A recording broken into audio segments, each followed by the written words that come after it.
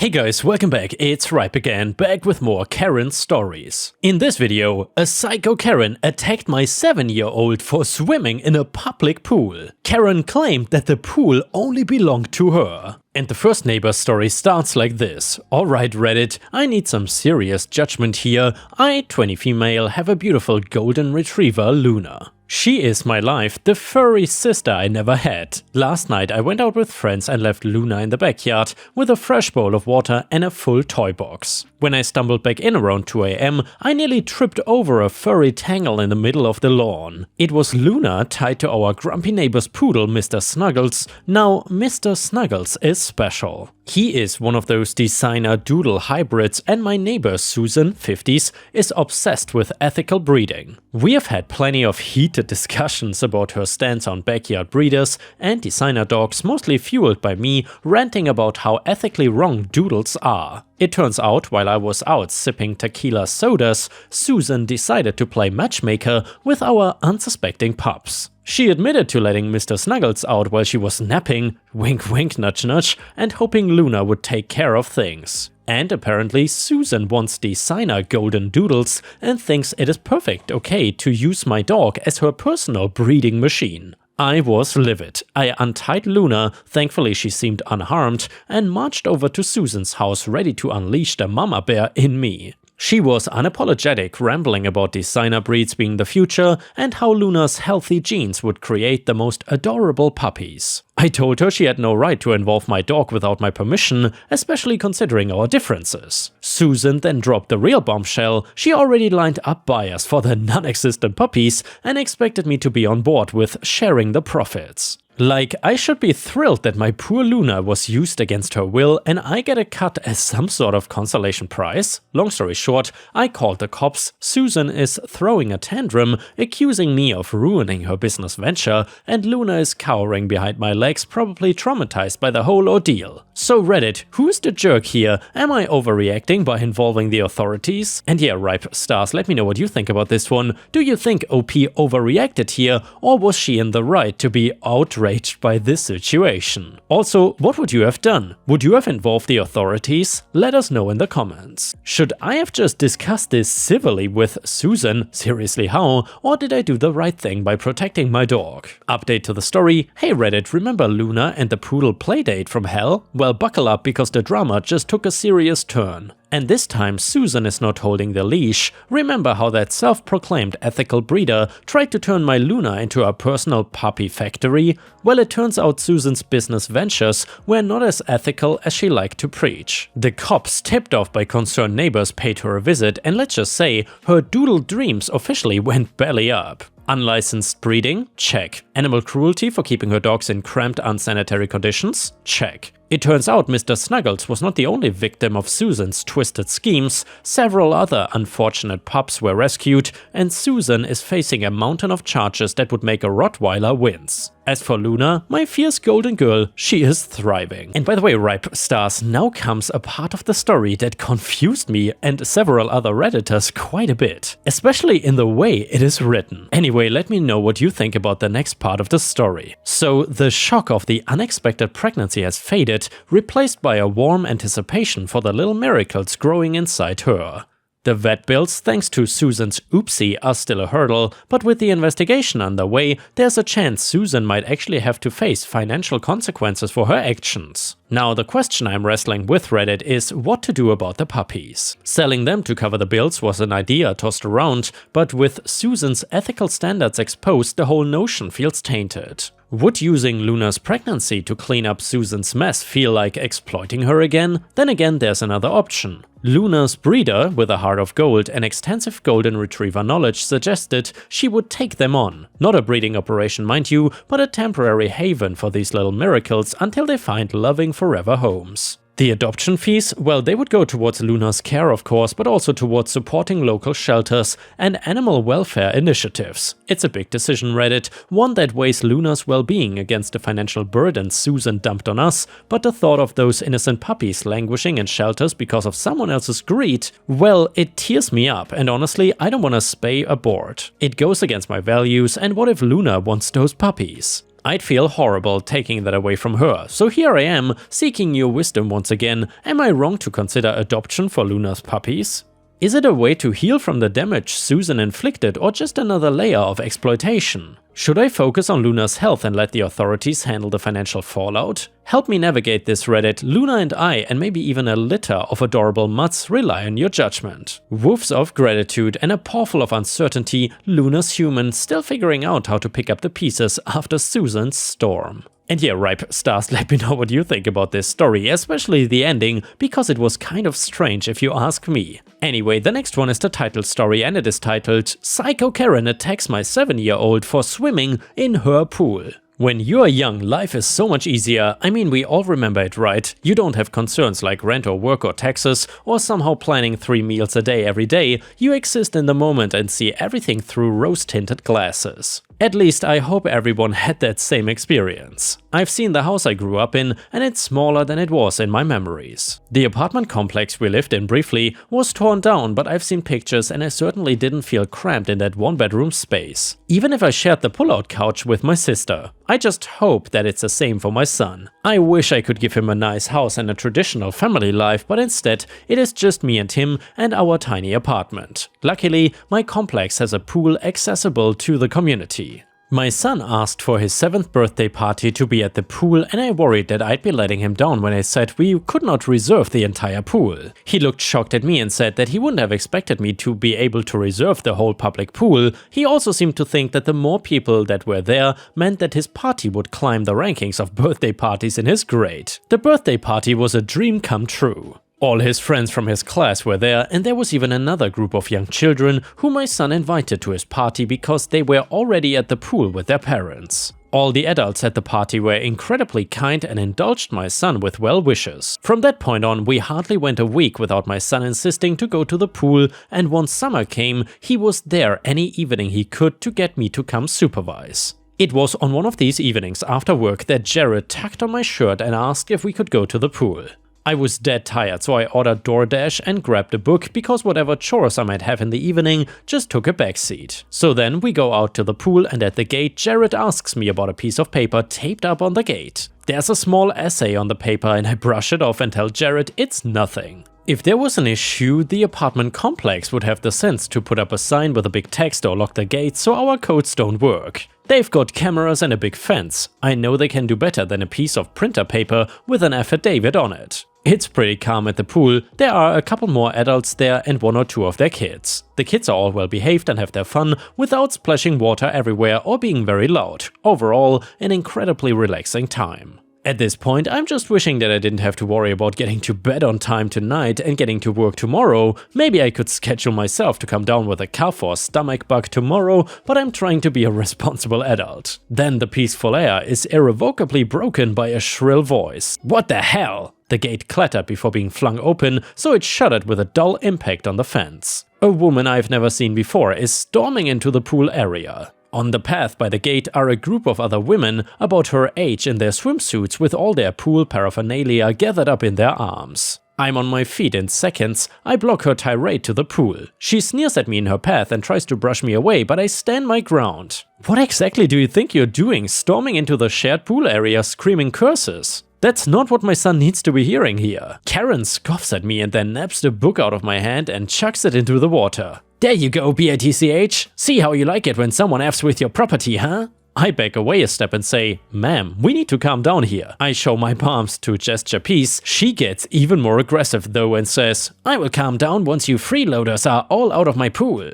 I arranged to have a session at the pool this afternoon, and I find it disrespectful that you all chose to blatantly ignore my arrangements. Excuse me, ma'am. It's Karen. Stop treating me like a crazy clown with that passive-aggressive politeness. Alright then, Karen. This pool is a community pool. It's not yours or mine or any of theirs. I gestured to the other people at the pool, but we can all use it. You're stupid, right? It doesn't belong to you or them. You freeloaders should all be bowing at my feet in gratitude that I allow you all to use the pool without any consultation with me beforehand. If you were part of my building and came to the meetings I arranged, then you would know all of this, but you're far too self-important, aren't you? You cannot even read a simple sign. She held up the paper that had been taped on the gate and shook it in my face.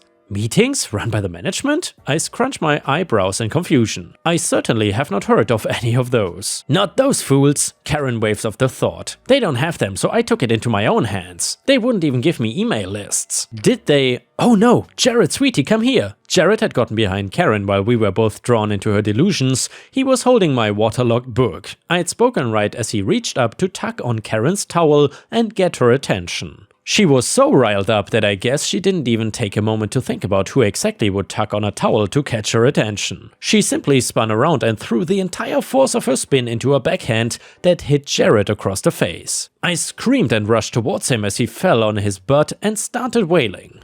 The book was forgotten on the ground next to him. His hands were skinned from catching himself from being entirely laid out. I held his face in my hands and mumbled that I was sorry and that I would take care of him, and oh how sorry I was. I could care less about Karen standing behind me ranting to all the disapproving looks that the kid had asked for it by invading her personal space without any sort of consent. She claimed that children never learn consequences from weak-willed mothers like me, and that's why they have no respect for adults. Her rant was finally cut off. If I didn't notice the rant, I certainly noticed the lack. I look over to find one of the apartment managers whispering to her frantically. When he noticed me watching her, he came over and crouched near me. "The police are coming. I would like you to stay here so I can collect your statement. Can I get you anything?" I nodded and asked for some first aid supplies to clean up my kid's hands. The apartment manager was incredibly kind, and when the police arrived, they were incredibly sympathetic. They arrested Karen, and when they finally got her far enough away that we could all hear without her cursing and screaming making things difficult,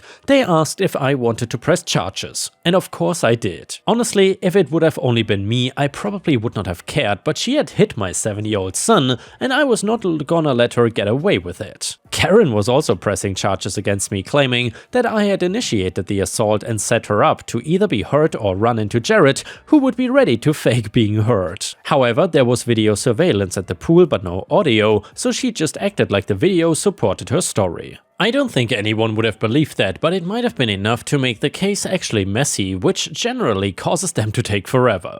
I had more than just a video surveillance from the apartment complex though. One of the women at the pool had approached me afterwards and sent me a video that had nearly the entire event recorded with audio. It was more than enough to show Karen's aggression and malicious intent towards me and Jared. And with that, it was an open and shut case. It was obviously unplanned, which kept it at a misdemeanor charge, however, that came with fines, thankfully. I did not worry about pursuing any jail time when I learned that a misdemeanor was grounds for the apartment complex to break the lease with Karen. Now there was not even the slightest chance I would ever run into her again, or in all of those official meetings she held in her apartment building. Well, the management group had been trying to put a stop to them ever since Karen started putting her little printer pieces of paper on every bulletin board on the property. Jared bounced back quick and is still at the pool whenever he can get me to take him. Hopefully this last telling can put away any lasting anxiety from the event and can help me see it with the goldfish memory that children are usually gifted with. And now let's move on to the next story. It starts like this. So I live in this quiet little neighborhood in East Asia where things are usually pretty chill. And by the way guys, I changed this to East Asia because the OP in the original story posted way too much personal information and I don't want to dox anyone in my videos. Anyway, a homeowners association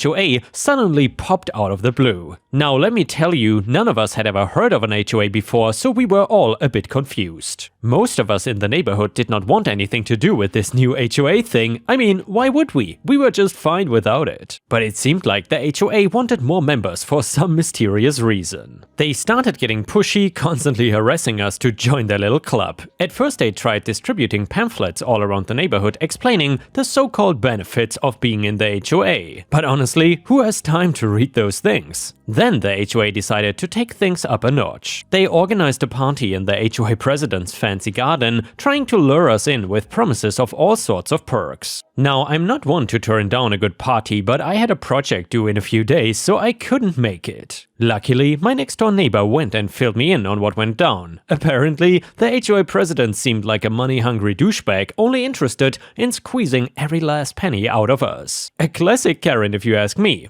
Heeding my neighbor's warning, I continued to refuse all offers to join the HOA. My neighbor and I were definitely in the minority when it came to this choice. It seemed like everyone else in the neighborhood was falling for the HOA's spiel, and let me tell you all, that decision did not come without consequences. The HOA started targeting us for not joining their little club. They started writing up stupid fines in our names for the most ridiculous reasons. They accused us of not putting out our trash on time or having it out too early. They even had the audacity to fine my neighbor for owning a dog that weighed over 10 kilograms. Can you believe it? He had a beautiful husky and they had the nerve to penalize him for it. The HOA was relentless in their pursuit to make me conform to their rules. And let me tell you, things took a ridiculous turn. So one fine day, I received a notice from the HOA stating that I needed to have my front door repainted and the doorbell changed. Seriously, I'm not kidding. According to their arbitrary rules, my door color had to match the rest of the houses in the neighborhood and they decided it had to be plain old white. To add insult to injury, they wanted me to remove the beautiful brass door knocker that I had added because it did not fit their aesthetic vision of the neighborhood. Now, hold on a second. When I bought this property years ago, the door was originally white, but I had it repainted to a stunning deep turquoise and added that classy door knocker to match the overall look of my house. I loved it and so did my friends and family, but apparently the HOA had other plans. Naturally, I refused to comply. Why should I be subjected to their ridiculous demands when I had not even agreed to be a part of their HOA? It made no sense to me. Plus, I did not get any of the so-called perks that the other HOA members enjoyed, so why should I bear the cost and hassle of repainting my door and removing the knocker?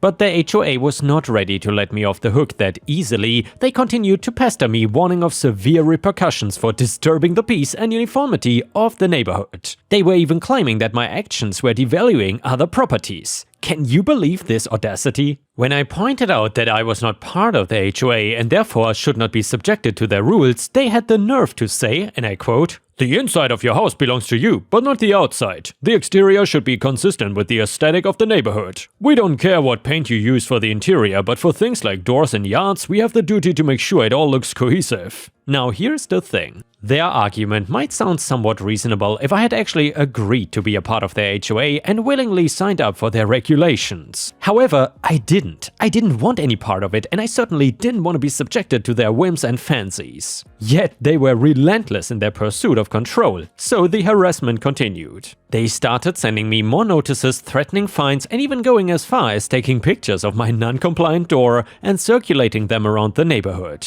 It was like they were trying to shame me into submission. Now imagine my shock and disbelief when I stepped outside my front door one fine morning and found my view obstructed by a wall. Yeah, you heard that right, a wall.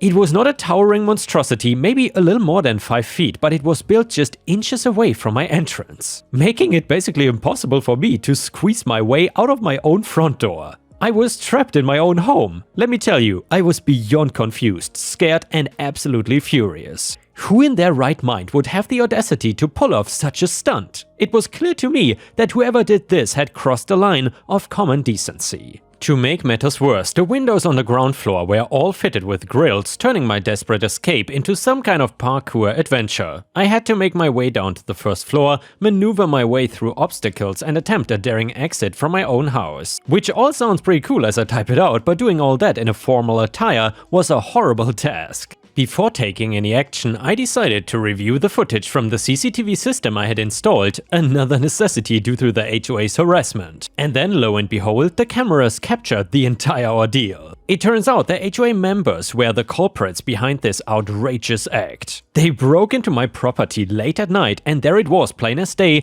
the evidence of them constructing the damn wall. I had reached my breaking point with the HOA and their entitled attitude. I promptly copied the incriminating footage onto a hard disk, and once I managed to make my way out of my barricaded house, I wasted no time in contacting the police. As luck would have it, I spotted a few HOA members loitering around my property, either to keep an eye out for my reaction or to threaten me with more repercussions. but when they heard the blaring sirens of the approaching police, they scattered like frightened rabbits. I greeted the arriving police officers and showed them the sorry state of my property. I also handed over the hard disk containing undeniable proof of the HOA's criminal activities. Among the captured faces of the offenders, the camera also showed the unmistakable image of our beloved Karen, the HOA president himself standing back and giving instructions to his minions. So what I did was, I pressed charges against the entire gang of HOA goons, and the police wasted no time in tracking them down and arresting them. Thanks to the clear evidence that I had, the HOA president and his minions found themselves behind bars pretty soon. After seeing the homeowner association go so far in enforcing their rules that they resorted to committing a crime, many civilians decided to leave the neighborhood. The remaining members who tried to keep the HOA afloat faced an uphill battle. Running the association turned into an absolute nightmare for them, and when the pandemic struck, the final blow was dealt. The entire HOA dissolved into oblivion, no more petty fines, no more threats, and no more absurd rules. No one had tried to form the association again until now, and I hope no one will, because this HOA